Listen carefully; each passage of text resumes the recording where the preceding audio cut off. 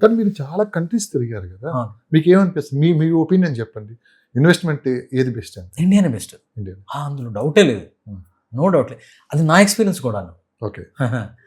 So India, ఎందుకంటే India is producing population as equal to Australian continent. Australia కాంటినెంట్లో ఎంత population ఉందో అంత population every year India produce చేస్తుంది. ఓకే. అట్లానే ఇక్కడ యూత్ చాలా ఎక్కువ మంది ఉన్నారు. అంటే రాబోయే కాలంలో భారతదేశ యొక్క దిశ నిర్దేశించే యూత్ వర్క్ మ్యాన్షిప్ చాలా ఎక్కువగా ఉంది. అట్లానే ఇప్పుడు గ్లోబలైజేషన్ అయిపోవటం వల్ల అవకాశాలు కూడా ఎక్కువగా ఉన్నాయి. అన్ని కంట్రీస్ కూడా ఇండియా మీద డిపెండ్ అయి ఉన్నాయి మొత్తం. ఒక చిన్న ఎగ్జాంపుల్ చెప్తానండి. మొన్న మీకు H1B వీసాలో ఇండియా నుంచి ఎవరైనా H1B మీద అంటే ఇక్కడ సెలెక్ట్ అయ్యి ఇక్కడ జాబ్ చేయాలంటే $1,00,000 కట్టి రావాలని చెప్పి ఒక నిబంధన పెట్టారు. మొత్తం 87,000 కంపెనీలు ఉన్నాయి, ఐటీ కంపెనీస్ అమెరికాలో వచ్చేసి. దాంట్లో ఒక 67,000 కంపెనీలు అమెరికావే, 23,000 కంపెనీలు ఇండియా నుంచి ఉన్నాయి. ఇండియా చైనా డిఫరెంట్ కంట్రీస్ నుంచి ఉన్నాయి. సో ఈ టాప్ నాచ్ కంపెనీస్ ఏమైతే ఉన్నాయో, మనం ఫేస్బుక్ కానీ, నెట్ఫ్లిక్స్ కానీ, యాపిల్ కానీ, లేకపోతేనేమో అమెజాన్ కానీ, కొన్ని కంపెనీస్ ఉన్నాయి. వాళ్ళు భయంకరంగా లాబింగ్ చేశారు. మనకి ఇండియన్స్ మీరు ఇలాంటి రిస్ట్రిక్షన్ పెడితే 60-70% Indians are working with us. మాకు ఇంకా కావాలి, మేము డెవలప్ చేసుకుంటూ వెళ్తున్నాం, ఇంకా కావాలి, మీరు కనుక ఇలాంటి ఆంక్షలు పెడితే మాకు అక్కడ రారు, నేను అమెరికన్ మేము బేర్ చేయలేం. లాబింగ్ చేసేస్తే తీసేసాడు నిబంధన. అమెరికన్ సాఫ్ట్వేర్ కంపెనీస్ వాళ్ళు ఎక్కడైనా సరే H1B వీసా కింద రిక్రూట్మెంట్ చేసుకుంటే అమెరికన్ కంపెనీస్ని వర్తించదని ఇచ్చారండి. అంటే అంత డిపెండ్ అయి ఉన్నారనమాట. మీరు ఇప్పుడు ఇమాజిన్ చేయొచ్చు, నెట్ఫ్లిక్స్ లాంటి కంపెనీస్, అమెజాన్ లాంటి కంపెనీస్, ఫేస్బుక్ లాంటి కంపెనీస్, ఇవన్నీ దే ఆర్ రికమెండింగ్ అనమాట, we need people from India to work అనమాట. సో అంత ఇంపాక్ట్ ఉంది. కాబట్టి జాబ్ పరంగా అయితే అక్కడ చాలా అంటే చాలా అద్భుతమైన అవకాశాలు ఇంకా ఉన్నాయి, రాబోతున్నాయి కూడా, రాబోయే కాలంలో కూడా బాగుంటాయి. సో నేను ఇన్ని కంట్రీస్ తిరిగాను కదా, రిటర్న్ ఆన్ ఇన్వెస్ట్మెంట్ విషయంలో మాత్రం ఇండియా ఇస్ ద బెస్ట్. ఎందుకంటే ఎక్కువ పాపులేషన్ ఉంది, పెరుగుతూ ఉంది, జాబ్ ఆపర్చునిటీ గ్లోబల్ వైజ్గా వస్తున్నాయి, ఇన్కమ్ లెవెల్స్ కూడా పెరుగుతూ ఉన్నాయి. సో ఇక్కడ జనాలు పెరుగుతున్నారు, ఇక్కడ లైఫ్ స్టైల్ కూడా బాగుంది, మోడరేట్ వెదర్ ఉంది, ఇవన్నీ కారణాలు అయితే దే వాంట్ టు సెటిల్ అనేది ఉందన్నమాట. ఎగ్జాక్ట్లీ ఇదే టైంలో ఎన్ఆర్ఐలు కొన్ని మిస్టేక్స్ చేస్తున్నారు. అవునండి. సో ఏంటి ఆ మిస్టేక్స్ ఏంటి? టాప్ 3 మిస్టేక్స్ అసలు వాళ్ళు చేసే, ఇండియాలో ప్రాపర్టీ కొనాలనుకున్న వాళ్ళు ఎలాంటి మిస్టేక్స్ చేస్తున్నారు, ఎక్కడ వాళ్ళు ఫెయిల్ అవుతున్నారు కొన్ని విషయాలు? ఎన్ఆర్ఎస్ ప్రాపర్టీస్ కొన్ని విషయంలో మనకంటే కూడా చాలా 2 అడుగులు ముందే ఉంటారు ఆలోచన విషయంలో, ఇంప్లిమెంటేషన్ కాదు. ఎందుకంటే మనం రోజు చూస్తుంటాం, మనం తెలుగో పొద్దు నుంచి సాయంత్రం వెళ్ళేసరికి 4-5 విషయాలు రియల్ ఎస్టేట్ సంబంధించి చెవిలో పడుతూనే ఉంటాయి. లెట్ us గో ఫర్ ఏదైనా మీరు మంచి వాకింగ్ ఏరియాకి వెళ్ళి వాక్ చేస్తున్నారు అనుకోండి, రియల్ ఎస్టేట్ గురించి మాట్లాడే కూడా తగులుతారు. ఒక 4 కలిసారు జిమ్లో, 2 విషయాలు ఏమో సినిమా గురించి మాట్లాడితే 3వ విషయం ఇదే ఉంటుంది. ఏదో రూపంలో మనకి నాలెడ్జ్ అనేది షేర్ అవుతూనే ఉంటుంది. అట్లానే మనం అడపదడప దాంట్లో చూస్తూనే ఉంటాం, టీవీలో దాంట్లో. సో రియల్ ఎస్టేట్ మీద ఇంట్రెస్ట్ ఉన్న వాళ్ళకి బై డిఫాల్ట్ అనేది నాలెడ్జ్ గెయిన్ అవుతూనే ఉంటుంది. బట్ వాళ్ళు ఏంటంటే స్పెషల్గా అదే ఫోకస్ చేసుకుని రియల్ ఎస్టేట్ మీద ఎక్కువగా రీసెర్చ్ చేయడం జరుగుతుంది అనమాట. That is what data is telling. వాళ్ళలో మెయిన్ మిస్టేక్ ఏంటంటే, అంటే వాళ్ళు రియల్ ఎస్టేట్లో మేము ఇన్వెస్ట్ చేయాలి అని అనుకున్న దానికి ప్రధాన అడ్డంకి ఏంటంటే తనే, వేరే వాళ్ళు ఎవరు కాదు, తనే అనమాట. వేరే వాళ్ళు ఎవరు ఉండదు. ఎందుకంటే వాళ్ళు చేసే మిస్టేక్స్ అలా ఉంటాయి. దాంట్లో ఏంటంటే first of all lack of market knowledge, అసలు అంటే ప్రాపర్ నాలెడ్జ్ లేకపోవడం అనేది పెద్ద మిస్టేక్ అనమాట. అంటే ఎలాగా అంటే ఇప్పుడు టూ మచ్ ఆఫ్ ఇన్ఫర్మేషన్ ఉంది ఇప్పుడు ఇంటర్నెట్లో, అన్నీ సెర్చ్ చేసి ఇప్పుడు శంషాబాద్లో కొంటే 10 వీడియోలు 10 ఏమో చాలా బాగుంటుంది, అక్కడ బుల్లెట్ ట్రైన్ వస్తుంది, రీజనల్ రింగ్ రోడ్ వస్తుంది, అది వస్తుందని ఉంటారు. దాని వెనక కొన్ని న్యూస్లు ఎలా వస్తుంది, అంతా ఎప్పుడు కావాలి, 10 ఏళ్ళు పడుతుంది, 15 ఏళ్ళు పడుతుంది, రేట్లు ఆల్రెడీ పెరిగిపోయినాయి, ఈ వీడియోస్ కూడా ఉంటాయి. సో ఇట్లా too much of content, too much of research చేయటం వల్ల, అట్లనే ప్రాపర్ గైడ్లైన్స్ లేకపోవడం వల్ల అట్టర్ కన్ఫ్యూజన్ అయిపోయి, సో ఆ కన్ఫ్యూజన్ స్టేట్లో ఉండటం వల్ల ముందుకు రాలేని పరిస్థితులు ఉన్నాయన్నమాట. దాన్ని వాళ్ళు నారో డౌన్ చేసుకోగలిగితే, అంటే ఒకటే దాని మీద ఫోకస్ చేసి అక్కడే కనుక చేసి అక్కడ కొంచెం డైరెక్ట్గా కాల్స్ చేసుకుంటూ, లేకపోతే మాలాంటి ఎక్స్పర్ట్స్, లేకపోతే మీలాంటి ఎక్స్పర్ట్స్ గైడ్లైన్స్ కనుక తీసుకుంటే వాళ్ళకి అవన్నీ పోతాయి అనమాట. ఏదైతే కన్ఫ్యూజన్ స్టేజ్లో ఉన్నారో ఆ కన్ఫ్యూజన్స్ అనేది పోతాయి అనమాట.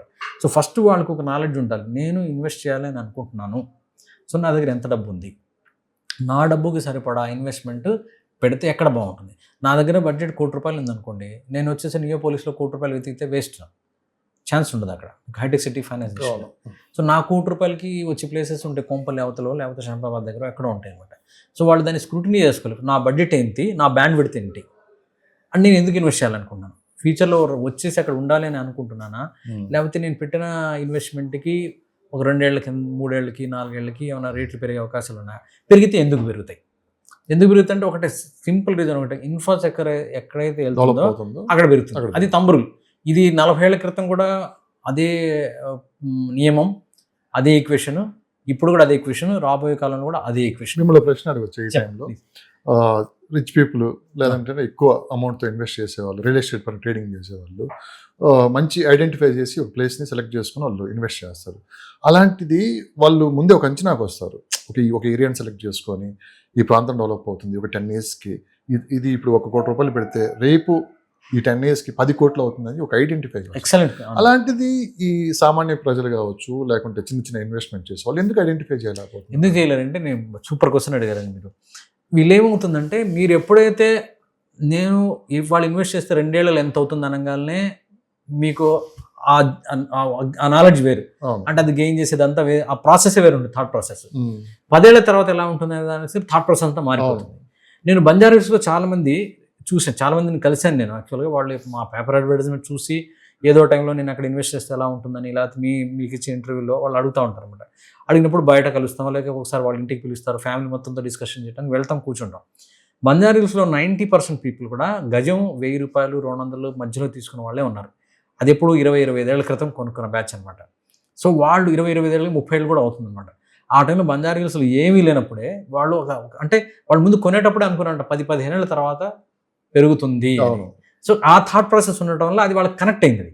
ఆ రకంగా అందరూ అలా కొనుక్కున్నారు. ఇప్పుడు వీళ్ళేంది బంజారాహిల్స్, జూబ్లీహిల్స్లో వాళ్ళు ఇప్పుడు అది నచ్చక ఇప్పుడు ఒక్కొక్కటి బంగ్లాస్ అమ్మేసి 20 కోట్లకి 30 కోట్లకి సిటీకి జస్ట్ అవుట్స్కట్స్కి వెళ్ళిపోయి, అంటే శంషాబాద్ అవుటర్ రింగ్ రోడ్ అటుపక్క ఇటుపక్క, లేకపోతే ఏమో మీ ముత్తంగి దగ్గర అవుటర్ రింగ్ రోడ్కి అటుపక్క ఇటుపక్క. సో అక్కడ ఒక 1 ఎకర్లో తీసుకుని ఒక పెద్ద బంగ్లా కట్టుకోవటం, ఒక 20 కోట్లు, ఇక్కడ 30 కోట్లు వస్తే 25 కోట్లు బంగ్లా కట్టుకోవటం, ఆ లైఫ్ స్టైల్కి అలవాటు పడుతున్నాను. అంతకుముందు అదే బంజారాహిల్స్, బంజారాహిల్స్ అనేది మా పెద్ద బ్రాండ్, మా లైఫ్ ఇక్కడే, మా తరతరాలు ఇక్కడే అని చెప్పేవాళ్ళు. మనోడు అందరూ ఇక్కడేనండి, ఇక్కడి నుంచి మేము పోము అనే బ్యాచ్ అంతా. They change the thought process. ఎందుకు డాడీ ఇక్కడ ఇరుకులో ఉండటం, ఆ టైం ఈ ట్రాఫిక్ మధ్యలో ఉండటం, ఈ పొల్యూషన్లో ఉండటం, హ్యాపీగా అవుట్స్కట్స్ వద్దాం అనే థాట్ ప్రాసెస్ వచ్చేసింది. అంటే మీరు ఎప్పుడైతే ఈ బాగా డబ్బు ఉన్న వాళ్ళు ఎలా ఉంటుందంటే 10 ఏళ్ళకి ఎలా ఉంటుంది. ఇప్పుడు అందరూ ఏంటి అంటే, నన్ను చాలామంది అడిగిన క్వశ్చన్ అంటే, ఒక 80 నుంచి 100 కిలోమీటర్ల రేడియస్లో, ఓకే, ఒక 50 లక్షల నుంచి 70 లక్షల మధ్యలో, అది ఎక్కడైనా కావచ్చు. అది నాకు శ్రీశైలం హైవేని ఇవ్వమని అడగను, లేకపోతే వరంగల్ హైవే, ఎక్కడైనా పర్వాలేదు. ఇదే అనమాట, 80 నుంచి 100 కిలోమీటర్ల రేడియస్, 50 నుంచి 70 లక్షల ఎకరం రేటు, అది ఎక్కడైనా పర్వాలేదు, ఎంత లోపలైనా పర్వాలేదు. ఆ రేటు అది కావాలి. మా దగ్గర 4 కోట్లని మేము ఇన్వెస్ట్ చేస్తాం, 8 ఎకరాలు 9 ఎకరాలు. అది 10 ఏళ్ళకి అవుతుంది, 20 ఏళ్ళకి అవుతుంది, మాకు సంబంధం లేదు. అంటే 20-30 ఏళ్ల క్రితం వాళ్ళ థాట్ ప్రాసెస్ ఎలా ఉందో ఈ రోజు కూడా అలానే ఉంది. కాబట్టి వాళ్ళు దే ఆర్ గెటింగ్ బెనిఫిట్ అవుతున్నారు. ఈ తర్వాత మనం ఈ మధ్య ట్రేడర్స్ ఎవరైతే ఉన్నారో, మనకు మంచి భూమి వచ్చినప్పుడు మనం లబ్ధి పొందుతాం. ఇప్పుడు 21-22లో భూమి వచ్చింది, మేము కూడా ₹1 ఇన్వెస్ట్ చేసింది 4-5 కోట్లు వచ్చినాయి. అది నా ఎగ్జాంపులే కాదు, నాలాగా చాలామందికి వచ్చింది. సో మైండ్ అంతా అక్కడ ఫిక్స్ అయిపోతుంది. అంటే ఇవాళ ₹1 ఇన్వెస్ట్ చేస్తే 2 ఏళ్లలో 2 కోట్లు వస్తుంది. రియల్ ఎస్టేట్ బిజినెస్ అంటే ఇదే. సో ఇలా కనుక లేకపోతే అది రియల్ ఎస్టేట్ బిజినెసే కాదు. కాబట్టి ఆ టైం ఎప్పుడు వచ్చింది, అది ఆ ప్లేస్ ఎక్కడ ఇన్వెస్ట్ చేయాలనే దాని మీద అదే దాంతో ఉండి వెనకబడతా ఉన్నారనమాట. సో ఇక్కడ మనం ఎప్పుడైతే 2 ఏళ్ళకి డబల్ అవ్వాలనే ఆలోచన తీరులో, 10 ఏళ్ల తర్వాత ఎలా ఉండాలనే ఆలోచన తీరులో డిఫరెన్స్ వచ్చేస్తుంది. అంటే మన థాట్ ప్రాసెస్ మారిపోతుంది, సెలక్షన్ ఆఫ్ ద ల్యాండ్ మారిపోతుంది. ఈ 2 ఏళ్లలో డెవలప్ అవ్వాలి, 3 ఏళ్లలో డెవలప్ అవ్వాలి, నాకు డబల్ రావాలనే వాళ్ళు 60-75 కిలోమీటర్లు ఇప్పుడు ఆలోచించరు. 70 కిలోమీటర్ల తర్వాత అనేది ఎప్పుడు ఆలోచించరు. ఎంతసేపు సిటీకి దగ్గర ఉండాలంటారు, సిటీకి దగ్గర వీళ్ళు బడ్జెట్ సరిపోదు. ఇలాంటివి ఉంటాయి అనమాట. అక్కడే అనమాట థాట్ ప్రాసెస్లోనే మారుతుంది. యాక్చువల్గా రియల్ ఎస్టేట్లో ఏంటంటే మనం మినిమం 5 to 10 years అండి అలా కనుక పెట్టుకుని వెళ్తే నిజమైన ఫ్రూట్స్ అనేది అప్పుడే తీసుకుంటాం. అదైతే గన్ షాట్ అనమాట. ట్రేడింగ్లో ఏమవుతుందంటే ఒక 2-3 ట్రేడింగ్స్లో బాగానే ఉంటుంది. ఎప్పుడైనా మార్కెట్ స్తబ్దంగా ఉండటం కానీ తగ్గిపోవడం కానీ జరిగితే ఇరుక్కుపోతారు అందరూ. అంటే ఆ ఫీల్ అలా వస్తుంది, ఇరుక్కుపోయామని. తర్వాత డెస్పరేట్ ఉంటారు. మళ్ళీ 2-3 ఏళ్ళు మార్కెట్ ఆగిన తర్వాత ఎప్పుడైతే పికప్ అవుతుంది, పికప్ అవ్వగానే అమ్మేస్తారు. వాళ్ళు అమ్మిన తర్వాత రేట్లు పెరుగుతాయి. మళ్ళీ అరే మేము మళ్ళీ మోసపోయాము, లాస్ అయిపోయాం, ఇది అని చెప్పుకుంటూ ఉంటారు. దిస్ ఈజ్ వే అనమాట. మనం ఎప్పుడైతే మనం నియమము అది ఈక్వేషన్ పెట్టుకుంటాం, నాకు 10 ఏళ్లలో కావాలి, 5 ఏళ్లలో కావాలని, అక్కడ మీ థాట్ ప్రాసెస్ మారి you will win there only అనమాట. రైట్, మంచి ఆన్సర్ చేశారు. చాలా మంది కూడా కనిపిస్తుంది. మీ కాంటాక్ట్ నెంబరు చాలా మంది అడుగుతున్నారు, మీకు ఇబ్బంది లేదనుకుంటే? ఇబ్బంది ఏం లేదండి, ఇబ్బంది ఏం లేదు. చాలా మంది నాకు వాట్సాప్లో అంటే they are respecting my time and they are giving the అనమాట. నేను కూడా వాళ్ళు ఇచ్చిన తర్వాత నేను ఇమీడియట్గా చూసి నాకు ఈ విషయాల మీద మీ థాట్ ప్రాసెస్ ఎలా ఉంది దీని మీద, నేను కూడా క్వశ్చన్స్ అడుగుతున్నాను, వాళ్ళు చెప్తా ఉన్నారు. దానికి నేను మళ్ళీ బ్యాక్గ్రౌండ్ వర్క్ చేసేసి నేను వాళ్ళకి ఆన్సర్స్ కూడా ఇస్తూ ఉన్నాను. నిరభ్యంతరంగా అడగొచ్చు, నాకైతే ప్రాబ్లం ఏం లేదు. నా నెంబర్ వచ్చేసరికి 9666777771 9666777771. వెబ్సైట్ ఉందా? వెబ్సైట్ ఉంది, వెబ్సైట్ ఒకసారి www.silversandsinfra.com www.silversandsinfra.com. ఎన్ఆర్ఐలకి పర్టికులర్ ఒక టైం అంటే ఏమన్నా కేటాయించారు? Evening Indian time 7 to 9 is comfort. అంటే వాళ్ళు కూడా అది తెల్లారుతుంటుంది అప్పుడు, ఆ టైం కొంచెం కంఫర్ట్ అనమాట. ఆ టైంలో కూడా నేను వచ్చిన క్వారీస్ అనేది కొంచెం లేట్గా ఆఫ్టర్ 9 మా ఫ్యామిలీ టైం ఉంటుంది, లేటుగా హాఫ్ అన్ అవర్ దాని మీద చూసేసి నెక్స్ట్ డే దాన్ని ప్రాసెస్. ఇక్కడ సింగిల్ రూపీ కూడా ఛార్జ్ అనేది లేదు, అసలు అవసరం కూడా లేదండి. ఇప్పుడు కాదు, లైఫ్లో అవసరం ఉండదు. Thank you so much. నేను రియల్ ఎస్టేట్ చేస్తున్నాను, భగవంతుడు నాకు ఇస్తున్నాడు. నా కస్టమర్ల ఆశీస్సులు కానీ, మీలాంటి వాళ్ళ విషెస్ కానీ enough for me. Thank you sir, thank you so much, thank you. Valuable time.